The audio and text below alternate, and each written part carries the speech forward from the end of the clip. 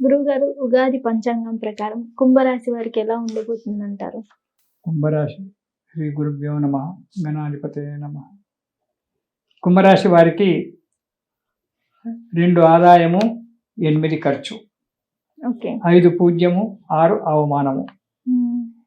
ఈ రాశి వారికి మే 25వ తారీఖు వరకు పర్వాలేదు, జీవితం నడుస్తూ ఉంటుంది. మే 25 తారీఖు తర్వాత, ఎందుకంటే ఎలాగో 7.5 ఏళ్ళ శని స్టార్ట్ అయింది వీళ్ళకు. ధనస్థానంలోనే శని ఉన్నాడు. ఇటు మకర రాశికి రాహు వచ్చాడు. 12వ ఇంట రాహు దోషము. 12వ ఇంట రాహు మంచివాడే, కానీ కొన్ని విషయాలలో బాధ పెడతాడు.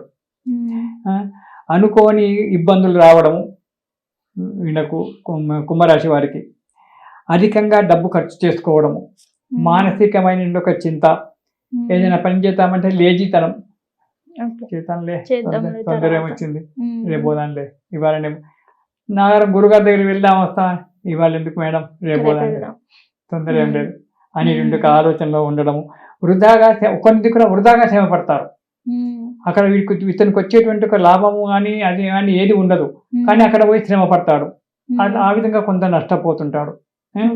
వచ్చిన వారికి లేదనకుండా డబ్బు ఖర్చు పెడుతుంటాడు. స్నేహితులు వచ్చినారనుకో, వాళ్ళు మా ఖర్చులు మేము పెట్టుకుంటాం రా నాయన, నువ్వు వద్దు అంటే వినకుండా వాళ్ళ ఖర్చులు వీడిని పెట్టి డబ్బు నాశనం చేసుకోవడం, మానసికంగా బాధపడము, కొన్ని పనులకు ఆటోమేటిక్గా ఆటంకాలు ఏర్పడము, ఆ పనులు కాకపోవడము, 10 మందిలో విలువ తగ్గిపోవడము, మానసిక చింతన, ఎప్పుడు ఏదో పొడగొట్టుకున్నట్టు చింతన, ఎప్పుడు చిరాగ్గా ఉండడము, ఇంట్లో భార్య బిడ్డలను కసురుకోవడము, ఏది సరిగా వాళ్ళకు చెప్పకపోవడము. ఇప్పుడు ఎవరికైనా సలహా మన కష్టం చెప్పుకుంటే ఎదుటివారు సలహా ఇస్తాడు.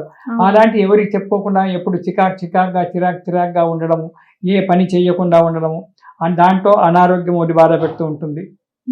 దానితోడు ప్రయాణాల విషయంలో జాగ్రత్తగా ఉండాలి.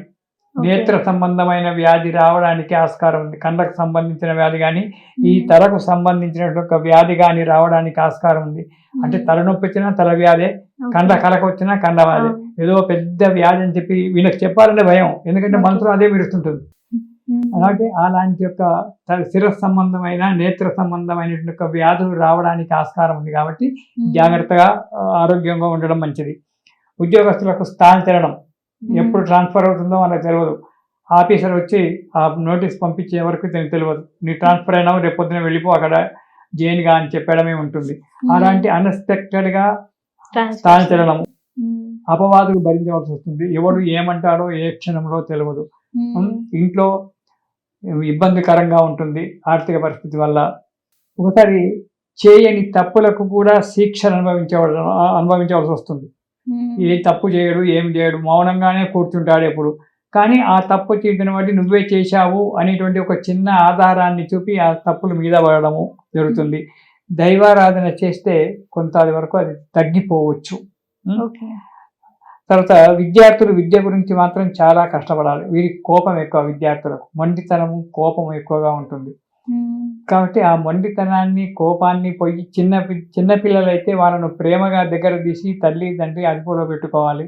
పెద్ద పిల్లలైతే కోపాన్ని, తాపాన్ని చంపేసుకొని శ్రద్ధగా చదివి ఉన్నతమైన జీవితానికి దారి పెట్టుకోవాలి. వ్యాపారస్తులకు అన్ని రంగాలలో లాభంగానే ఉంటుంది, కానీ ప్రభుత్వ అధికారుల వల్ల భయం ఏర్పడుతుంది. డబ్బు బాగా సంపాదించామంటే గవర్నమెంట్ వెంబడే దృష్టి పడుతుంది. అది అందుగురించి వీళ్ళు దావది ఉంటాయి, కానీ లెక్కలు సరిగ్గా ఉండవు. లెక్కలు సరిగ్గా ఉండకపోవడం వల్ల ఎవడో చెప్పడము, దానివల్ల వాళ్ళు వచ్చి రైడింగ్ చేయడము, మీ ట్యాక్స్లు వేయడము చేయడము ఇలాంటివి జరుగుతుంటాయి. కాబట్టి ప్రభుత్వ ఉద్యోగుల వల్ల భయంగా ఉంటుంది. కాబట్టి చాలా జాగ్రత్తగా రాతపూతలను ఎంచుకోవాలి. లావాదేవీల విషయంలో జాగ్రత్తగా ఉండండి. రాతపూతల విషయంలో మీరు ఎప్పటికప్పుడు అప్ టు డేట్గా ఉంటే ఎవరికి భయపడాల్సిన అవసరం లేదు. కాబట్టి అలాంటి అప్ టు డేట్గా ఉండి జీవితాన్ని మంచిగా మలుచుకొని, 7 ఏళ్ల శని ద్వితీయ స్థానంలో శని ఉన్నాడు కాబట్టి ఆ శని యొక్క దోషం కంట్రోల్ కావడానికి నిరంతరం కార్తవీర్యార్జున స్తోత్రం కానీ లేదా సుబ్రహ్మణ్య స్తోత్రం కానీ ప్రతిరోజు చదవండి. ప్రతిరోజు సుబ్రహ్మణ్య స్తోత్రము, కార్తవీర్యార్జున స్తోత్రము తీసుకున్నట్టయితే దానివల్ల కొంతవరకు ఈ బాధల నుంచి తప్పిపోయి శుభంగా జరుగుతుంది. ఇది శుభం.